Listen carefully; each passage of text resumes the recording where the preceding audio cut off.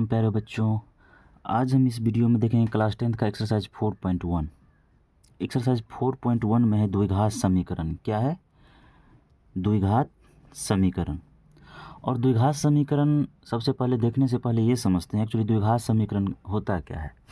तो द्विघात समीकरण होता है वह पद जो a x square plus b x plus c बराबर 0 के फॉर्म में हो, मतलब जिसके घात 2 हो, मतलब जिसके पावर में 2 हो, जिसके पावर में स्क्वायर हो, द्विघात समीकरण होता है।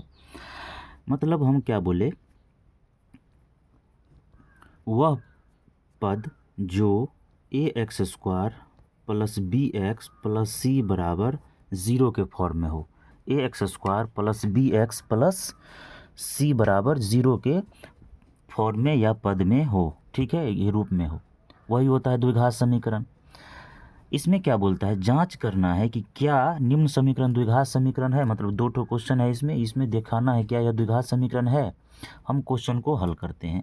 क्वेश्चन क्या बोलता है, x प्लस 1 का होल स्क्वायर यानी कि x प्लस 1 का होल स्क्वायर बराबर 2 इंटू एक्स माइनस 3। मतलब क्या है, इसका मतलब ये हुआ इसको इस फॉर्म में लाना है, ठीक है। हम क्या जानते हैं, x प्लस 1 का होल स्क्वायर यानी कि a प्लस बी का होल स्क्वायर, तो a square plus 2ab plus b square, तो ए स्क्वायर एक्स स्क्वायर यानी कि a square plus 2ab plus b square, तो a square plus 2ab plus b square बराबर, इसको भी सॉल्व करना है तो 2 से दोनों को गुना होगा, तो 2 को x से गुना करेंगे 2x माइनस 3 दूनी 6, तो बराबर एक्स स्क्वायर प्लस 2 को x से गुना करेंगे 2x और 2x को 1 से गुना करेंगे तो 2x प्लस 1 बराबर 2x माइनस 6। और पक्षघाती करेंगे, इधर को इधर लाएंगे, इधर को इधर लेंगे, समान कास्ट वाले को एक ठमन रखेंगे और समान सभी को एक साइड आएंगे, क्या कि हमें x square plus b plus c के फॉर्म में लाना है, तो सभी को एक साइड ले आना है, ठीक है। तो क्या करेंगे, x square plus 2x plus 1 इधर लाना है तो माइनस 2x, इधर लाएंगे तो माइनस 6 है तो प्लस 6 हो जाएगा। तो एक्स स्क्वायर प्लस 2x और माइनस 2x और समान चिन्ह है, कट जाएगा, बचा क्या, 6 और 1 7 प्लस में 7 बराबर 0। अब बोलिएगा सर एक्स स्क्वायर प्लस 7 है तो इसमें से बी वाला फॉर्म तो गायब है, कोई दिक्कत नहीं, पावर में स्क्वायर है मतलब द्विघात समीकरण है। अगर हम जांच करते हैं, जैसे इसको हम इस प्रकार भी लिख सकते हैं, एक्स स्क्वायर प्लस बी के जगह पर कुछ नहीं है तो हम गुना 0 को अगर हम बी से गुना करें या एक्स से गुना करेंगे तो 0x, तो किसी संख्या को 0 से गुना करेंगे तो 0 होगा, तो 0 इंटू एक्स अब प्लस सी के जगह पर 7 तो है वह, तो x square plus b x plus c के फॉर्म में आ गया। मतलब क्या है, ये द्विघात समीकरण है। क्या है, ये द्विघात समीकरण है, ठीक है। अब क्या करना है, इसको सिर्फ लिख देना है एक्स स्क्वायर प्लस 7 बराबर 0। हम दिखा दिए, क्या है कि a x square plus b x plus c के फॉर्म में दिखा दिए, ठीक है। सेकंड क्वेश्चन पे चलते हैं हम लोग। सेकंड क्वेश्चन क्या बोलता है, इसको भी सेम टाइप से सॉल्व करेंगे। सेकंड क्वेश्चन बोलता है एक्स स्क्वायर माइनस 2x बराबर माइनस 2 इंटू 3 माइनस एक्स, ठीक है, सॉल्व करेंगे। इसको भी x square plus b x plus c के फॉर्म में लाना है, तो एक्स स्क्वायर माइनस 2x बराबर माइनस 2 को सभी से मल्टीपल करें तो माइनस 2 को 3 से गुना करेंगे तो माइनस 6, माइनस माइनस प्लस 2 को x से गुना करेंगे तो 2x, सभी को एक साइड लेंगे, 2x square minus 2x minus है तो इधर आएगा प्लस 6, प्लस में है तो माइनस 2x बराबर 0, तो एक्स स्क्वायर 2x दोनों समान है तो माइनस 4x प्लस 6 बराबर 0, a x square plus b x और प्लस सी बराबर 0। अब बोलिएगा प्लस का है तो माइनस कॉमन लेके कर सकते हैं ना भाई। अगर यहाँ देखिए ए एक्स यानी कि एक्स स्क्वायर है, ए कहाँ है तो इसके पीछे में अगर कुछ नहीं मतलब 1 है, क्या है मतलब 1 है, बी के जगह पर क्या है माइनस 4 है, सी के जगह पर क्या है प्लस 6 है बराबर 0, तो ए है एक्स स्क्वायर बी एक्स और प्लस सी के फॉर्म में, तो लिखेंगे यस द्विघात समीकरण है, द्विघात समीकरण है, ठीक है। एक में क्वेश्चन नंबर 1 में है कुल मिला के आपको 8 क्वेश्चन, तो ये 2 ठो आप लोग को बता दिए, कहे कि क्रैश कोर्स का सीरीज है, सभी सवाल एक एक बताएंगे तब तक हो गया तब। तो ये क्या है, 1 और 2 हम बता दिए, इसी टाइप से ये पूरा फॉर्म बन जाएगा, इसी टाइप से पूरा फॉर्म बन जाएगा। हम लोग चलते हैं क्वेश्चन नंबर 2 पे, क्या करते हैं क्वेश्चन नंबर 2 पे चलते हैं, ठीक है। क्वेश्चन नंबर 2 क्या बोलता है देखते हैं। क्वेश्चन नंबर 2 है निम्नलिखित स्थितियों को द्विघात समीकरण के रूप में लिखना है। इसको क्या है, द्विघात समीकरण के फॉर्म में लिखना है। क्या क्वेश्चन क्या है, क्वेश्चन है एक आयताकार भूखंड का क्षेत्रफल, यानी कि एक आयताकार प्लॉट है या खेत है, उसका क्षेत्रफल कितना है, 528 मीटर स्क्वायर है। खेत की क्षेत्र की जो लंबाई है चौड़ाई के दुगुने से एक अधिक है, मतलब लंबाई जो है चौड़ाई से दुगुना से एक अधिक है। तो लंबाई और चौड़ाई ज्ञात करना, बस इसे हम द्विघात समीकरण के फॉर्म में बस लाना है, उसके बाद कुछ नहीं करना है। सबसे पहले लास्ट में क्या है, चौड़ाई, तो यहाँ मान लेंगे, माना चौड़ाई बराबर एक्स मीटर। माना चौड़ाई बराबर कितना मान लिए, एक्स मीटर। चौड़ाई बराबर कितना मान लिए, एक्स मीटर। अब लंबाई बराबर, लंबाई बराबर, तो लंबाई क्या है इसमें, लंबाई जो है चौड़ाई के दुगुना, यानी कि चौड़ाई कितना है, एक्स का दुगुना से एक अधिक, मतलब +1, इतना मीटर हो गया क्या, लंबाई। फिर से समझिए, चौड़ाई को एक्स मान लिए और सवाल में क्या बोलता है, लंबाई जो है वह चौड़ाई का दुगुना, तो चौड़ाई कितना है एक्स, इसका दुगुना से एक अधिक, तो एक अधिक मतलब +1, तो लंबाई जो है चौड़ाई से दुगुना से एक अधिक, इतना हो गया, लंबाई बराबर इतना मीटर। अब क्या बोलता है, भूखंड का क्षेत्रफल, एक आयताकार भूखंड का, सबसे पहले बनेगा आयताकार, आयत का क्षेत्रफल क्या होता है, यहाँ पर लिखेंगे आयत का, यहाँ पर लिख दीजिए हम जानते हैं, हम जानते हैं। आयत का क्षेत्रफल बराबर क्या होता है, आयत का क्षेत्रफल बराबर होता है लंबाई गुने चौड़ाई, ठीक है। अब क्या बोलता है, आयताकार भूखंड का क्षेत्रफल, प्रश्न से आयताकार भूखंड का क्षेत्रफल बराबर कितना दिया हुआ है, 528, कितना दिया हुआ है, 528 मीटर स्क्वायर, ठीक है। तो आयताकार है तो आयत का क्षेत्रफल लंबाई गुने चौड़ाई, तो लंबाई कितना है 2x + 1 इंटू चौड़ाई कितना है x बराबर 528। अब क्या करना, इसको सॉल्व कर देना है, x को दोनों से मल्टीपल हो जाएगा, तो x को एक बार 2x है तो 2x स्क्वायर, x को एक बार 1 से तो x बराबर 528 बराबर, इधर ले आएंगे c के फॉर्म में तो 2x स्क्वायर प्लस x, इधर आ जाएगा तो -528 बराबर 0। इसे क्या करना है, ax square plus bx plus c के फॉर्म में लाना है, ये बस इतना ही लाना है, बस इतना ही ला के छोड़ देना है हमें, क्योंकि सवाल ही बोलता है बस द्विघात समीकरण के रूप में ही लिख देना है। तो ये हो गया इसका आंसर, इसके बाद कुछ नहीं करना है, मान नहीं निकालना है, ठीक है। चलिए, आयत का क्षेत्रफल लंबाई गुने चौड़ाई कर दिए सॉल्व, चलिए बस इतना ही करना है। बस आगे क्वेश्चन देखते हैं, सेकंड नंबर को, दूसरा के पहला देख लिए, दूसरा का दूसरा देखते हैं, ठीक है।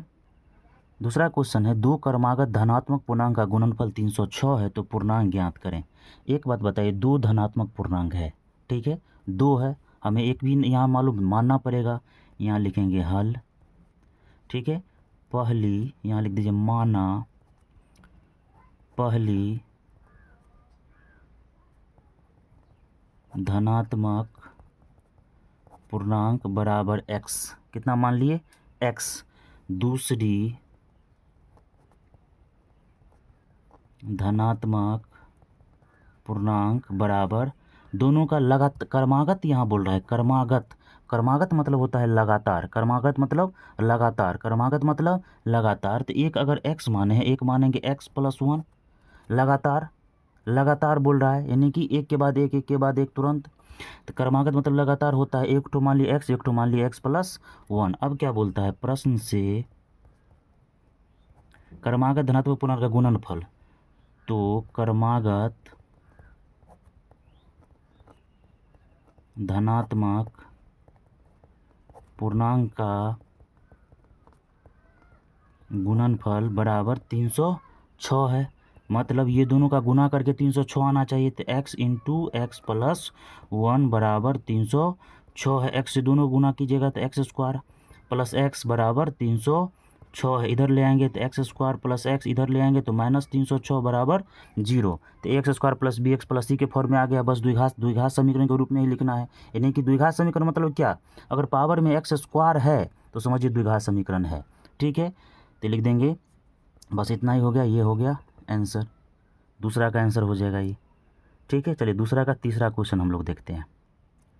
थर्ड क्वेश्चन है, रोहन की उससे 26, रोहन की माँ उससे 26 वर्ष बड़ी है। रोहन की माँ क्या है, उससे 26 वर्ष बड़ी है। उनकी आयु का गुणनफल अब से 3 वर्ष पश्चात 360 हो जाता है, यानी कि 3 वर्ष के बाद 360 हो जाता है। तो रोहन की वर्तमान आयु ज्ञात करें। लास्ट में क्या है, रोहन की वर्तमान आयु, तो हम क्या मानेंगे, रोहन की ही मानेंगे। यहाँ लिखेंगे हल, माना रोहन की वर्तमान आयु बराबर x वर्ष। ठीक है, रोहन की वर्तमान आयु बराबर x वर्ष तथा रोहन की माँ की वर्तमान आयु, वर्तमान मतलब प्रेजेंट जो अभी चल रहा है, क्या है, रोहन की माँ की उससे 26 वर्ष बड़ा है। यानी कि अगर ये x है तो इससे 26 वर्ष बड़ा है, यानी कि x प्लस 26 वर्ष हो गया उसकी माँ की आयु। कोई दिक्कत नहीं है, 26 वर्ष बड़ी है तो इससे रोहन अगर x है तो इससे प्लस 26। ठीक है, अब क्या बोलता है, एज क्वेश्चन यानी कि प्रश्न से उनकी आयु का गुणनफल अब से 3 वर्ष के पश्चात 360 हो जाता है। यानी कि 3 वर्ष पश्चात, 3 वर्ष पश्चात उनके आयु का गुणनफल कितना हो जाता है, 360 हो जाता है। 3 वर्ष के पश्चात 360 हो जाता है, यानी कि दोनों में अगर मान लीजिए आज मेरी आयु 3 वर्ष है, मान लीजिए, ठीक है, आज मेरी आयु 3 वर्ष या 23 वर्ष है, ठीक है, और आपकी आयु है 10 वर्ष। तो अगर हम, मेरी आयु आज अगर 23 साल है, आपकी आयु 10 साल है, तो 3 वर्ष बाद क्या होगा, तो 3 वर्ष 23 में 3 जुड़ जाएगा। और आप 10 साल का है तो आप भी 3 साल बढ़ जाइएगा, तो बढ़ेगा तो दोनों साथ में ना, 3 वर्ष के बाद तो 3 आप में ही बढ़ेगा, मुझ में ही बढ़ेगा। तो हम हो जाएंगे 26, आप हो जाइएगा 13। इसी प्रकार अगर बढ़ेगा तो 3 वर्ष के बाद दोनों बढ़ेगा। ठीक है, ऐसा थोड़े जो एक बढ़ेगा एक नहीं बढ़ेगा, ऐसा नहीं होता है। ठीक है, या 3 वर्ष के पश्चात उनका गुणनफल बोल रहा है। क्या बोल रहा है, गुणनफल मतलब गुना, तो उसकी आयु है x, यानी कि x प्लस 3। तो यहाँ क्या है, रोहन x है तो इसमें 3 वर्ष बढ़ेगा, यानी कि x प्लस 3 हो जाएगा। अब क्या है, रोहन की माँ, उसका भी मतलब गुणनफल है तो बीच में तो गुना देंगे। अब माँ कितना है, x प्लस 26, 3 वर्ष बढ़ेगा तो इसमें भी 3 वर्ष बढ़ाएंगे, तो बराबर दोनों का कितना है, 360 है। कितना है, 360 है। तो ये कितना हो जाएगा, x plus 3 into x plus 29 बराबर 360। अब दोनों को मल्टीपल करेंगे, तो एक बार x से ये दोनों को गुना करेंगे, एक बार 3 से ये दोनों को गुना करेंगे। चलिए बारी बारी से करते, एक बार x से ये दोनों को गुना करेंगे तो x प्लस 29, एक बार 3 को x प्लस 29 से गुना करेंगे, बराबर 360 लाना है। तो x से एक्स स्क्वायर प्लस 29 को x से 29x प्लस 3 को x से 3x प्लस 29 को 3 से 9 तिया 27 के साथ हासिल 2 3 दूनी 6 2 8 बराबर 360। अब क्या करना है, एक्स स्क्वायर प्लस 29x और 3x, तो 9 3 12, यानी कि 32x प्लस 87, इसको इधर ले आइए तो माइनस 360 बराबर 0। अब क्या होगा, एक्स स्क्वायर, याद रखिए जब भी दो बराबर का साइन एक साथ आता है तो पीछे में और देना है, या देना है या तीर वाला बराबर देना है, याद रखिएगा, नहीं तो आप कितना भी अच्छा बनाइएगा 1 नंबर कट जाएगा आपका। ये चीज़ आप पूरा अच्छी तरह से दिमाग में उतार लेना है। ठीक है, चलिए नेक्स्ट स्टेप क्या है इसका, एक्स स्क्वायर, ठीक है, प्लस 32x, इसको घटाइए आप, तो बड़ा का पीछे माइनस प्लस तो माइनस पड़ेगा, तो ये 87 घटाना है, 10 में से 7 गया 3, ये बच गया 5, 5 में से 8 में 15 में से 8 गया 7, ये हो गया 3, तो 2 बच गया 273 बराबर 0। X square plus b x plus c form में आ गया, यानी कि एक्स स्क्वायर एक, यहाँ अगर पूछेगा x square plus b x यहाँ पर प्लस सी बराबर 0, तो एक्स स्क्वायर के गुणांक क्या है, 1 है, कुछ नहीं मतलब 1 है। एक्स का गुणांक क्या है, प्लस 32 है, और सी का गुणांक क्या है, माइनस 273 है। ठीक है, यानी कि एक्स स्क्वायर प्लस द्विघात समीकरण रूप में आ गया, तो यहाँ लिख देंगे, हो गया, ये क्या है, आंसर हो गया। बस इतना ही करके छोड़ना है, क्या क्वेश्चन में सिर्फ बोला जा रहा है द्विघात समीकरण के रूप में ही लिखना है, और ये बहुत बेहतरीन क्वेश्चन है, 2 नंबर दे के जाता है, अच्छे से आप लोग देख लीजिए। बस यहाँ कॉमन सेंस की बात है, अगर एक का उम्र बढ़ेगा तो दोनों का उम्र बढ़ेगा, काहे कि एज तो रुकेगा, टाइम तो रुकेगा नहीं। अगर ये 3 साल बढ़ता है तो उसकी माँ भी 3 साल बढ़ती है। ठीक है, चलिए हम लोग 4 क्वेश्चन पे चलते हैं। फोर क्वेश्चन है, एक रेलगाड़ी 480 किलोमीटर की दूरी समान चाल से तय करती है। यदि उसकी चाल 8 किलोमीटर प्रति घंटा कम करना है, क्या करना है, कम करना है, तो वह उसी दूरी को तय करनी है, यानी कि दूरी सेम है, 480 किलोमीटर ही है, 3 घंटे अधिक लेती है, तो रेल की चाल, सबसे पहले अंत में क्या है, रेल की चाल, तो सबसे पहले रेल की चाल मान लेंगे, यहाँ लिखेंगे हल, माना रेल की चाल बराबर x किलोमीटर प्रति घंटा। रेल की चाल कितना हो जाएगा, x किलोमीटर प्रति घंटा। यहाँ पे लिखना है अतः टोटल दूरी कितना है, 480 किलोमीटर, अतः 480 किलोमीटर, अतः 480 किलोमीटर, अतः 480 किलोमीटर की दूरी तय करने में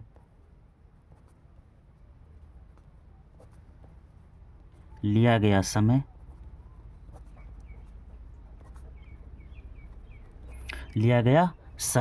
तो समय लिया गया समय बराबर क्या होगा, कुल दूरी कितना है 480, अब बटे में क्या हो जाएगा x किलोमीटर। अब बोलिएगा सर लिया गया समय 480 बटे x काहे कर दीजिएगा, तो काहे कि हम जानते हैं, यहाँ पे लिख दीजिए, हम जानते हैं, क्या जानते हैं, हम जानते हैं कि स्पीड बराबर डिस्टेंस बटे टाइम होता है, स्पीड बराबर डिस्टेंस बटे टाइम होता है, यानी कि स्पीड क्या हो, दूरी बराबर, सॉरी चाल बराबर क्या होता है, दूरी बटे समय, चाल बराबर क्या होता है, दूरी बटे समय। यहाँ पर लिख लीजिए चाल बराबर दूरी बटे समय, ठीक है, तो चाल बराबर दूरी बटे समय हो गया, कोई दिक्कत नहीं है। अब क्या करना है, जब समान चाल 8 किलोमीटर प्रति घंटा की चाल से चलती है, जब समान चाल 8 किलोमीटर प्रति घंटा की चाल से चलती है, तो क्या हो जाएगा, जब समान चाल 8 किलोमीटर प्रति घंटा की चाल से, समान चाल 8 किलोमीटर प्रति घंटा कम हो जाती है, कम हो जाती है, इसीलिए कम हो जाती है, देखिए चाल कम हो जाती है, तो कम होना मतलब घटाना, यानी कि x माइनस 8 हो जाएगा, जब दूरी घटेगा तो x माइनस 8 हो जाएगा, यानी घटा देंगे कम हो जाएगा। तो अब तब चाल बराबर क्या हो जाएगा, इस स्थिति में जो है समय बराबर क्या हो जाएगा, समय बराबर 480 बटा x माइनस 8 हो, x माइनस 3 हो, सॉरी 8 हो जाएगा, ठीक है। अब क्या करना है, मान लीजिए जब 8 किलोमीटर प्रति घंटा कम हो जाता है, तो चाल तो x है, तो x में से 8 घटा दिए तो x 8 किलोमीटर कम हो गया, तो समय बराबर तो निकालना पड़ेगा, सॉरी समय बराबर तो निकालना पड़ेगा, तो समय बराबर क्या होता है, चाल बराबर क्या होता है, दूरी बटे समय, तो समय बराबर क्या हो जाएगा 480 बटा x माइनस x हो जाएगा, इतना घंटा हो जाएगा, क्या हो जाएगा, इतना घंटा हो जाएगा। अब क्या करना है, ये दोनों स्थिति जो बनता है, एक स्थिति 480 बटा एक्स बनता है, एक स्थिति 480 बटा एक्स माइनस 8 जो बनता है, उस दोनों स्थिति में क्या बोलता है, वह दूरी को तय करने में 3 घंटे अधिक लगता है, यानी कि एक दूसरे से अधिक लेता है, तो अधिक मतलब एक दूसरे से अगर 3 घंटा अधिक लेता है, मतलब अगर मान लीजिए एक 8 किलोमीटर चलता है, एक 5 किलोमीटर चलता है, तो एक दूसरे से 3 किलोमीटर प्रति घंटा एक दूसरे से अधिक लिया दूसरा वाला, तो दोनों में क्या किए, 8 में से 5 घटा देता हूँ ना, 3 निकला, तो दोनों क्या करेंगे, अब क्या करना है, दोनों स्थिति में 3 घंटा अधिक लेता है, तो इसीलिए 480 बट्टा जो बड़ा वाला है इसको पहले लिख देंगे x माइनस 8, छोटा वाले को माइनस 480 बट्टा एक्स, दोनों स्थिति में क्या होता है, 3 घंटा अधिक लेता है, 3 घंटा क्या करता है, अधिक लेता है, ठीक है। अब क्या करना है, इसको हम सॉल्व करेंगे, तो सॉल्व कैसे करेंगे देख लीजिए आप, यहाँ क्या करेंगे, यहाँ 480 है, यहाँ भी 480 है, दोनों में से 480 कॉमन ले लेंगे, तो बचा 1 बटा एक्स माइनस 8, अब माइनस 1 बटा एक्स बराबर 3, ठीक है। अंदर में इसको हम सॉल्व कर देंगे, तो x माइनस 8 इंटू एक्स, तो x माइनस 8 एक्स माइनस 8 खत्म, तो बचा क्या x, तो यहाँ हो जाएगा x माइनस, यहाँ x खत्म, तो बचा क्या x माइनस 8 बराबर 3, ठीक है, तो बराबर 480 into x minus minus plus 8 बटे एक्स को गुना कीजिएगा तो एक्स स्क्वायर माइनस 8x बराबर 3, ठीक है। यहाँ प्लस एक्स माइनस एक्स खत्म हुआ, तो बचा क्या, 480 इंटू 8/x² माइनस 8x बराबर 3। ठीक है, इसको 480 को 8 से गुना कीजिएगा तो कितना आ जाएगा, गुना कर लीजिए आप।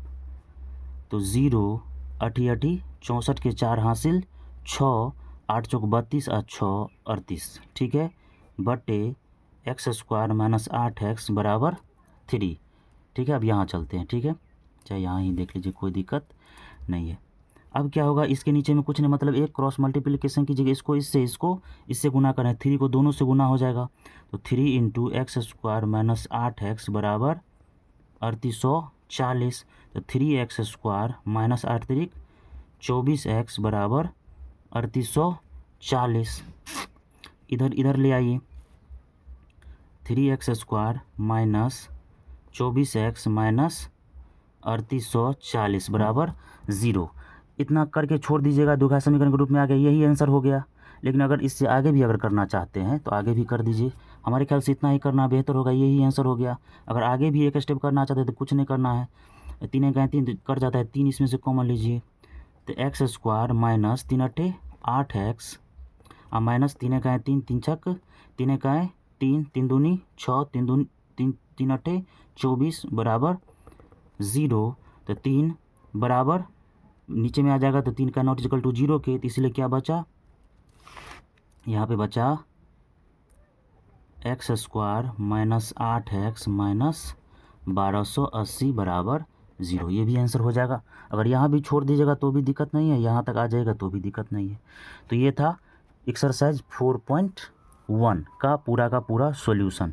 ये दूसरा नंबर पर जो क्वेश्चन है, बेहतरीन क्वेश्चन है, बस द्विघात समीकरण के रूप में रखना है। और द्विघात समीकरण होता है क्या है, जो भी पद ax² plus bx plus c के रूप में, यानी कि जिसके घात में 2 हो, द्विघात समीकरण होता है। तो ये था हमारा एक्सरसाइज 4.1 द्विघात समीकरण का। अगर अच्छा लगा तो प्लीज़ चैनल से जुड़िएगा जरूर। तब तक के लिए बुआ good day, take and bye bye and जय हिंद, धन्यवाद।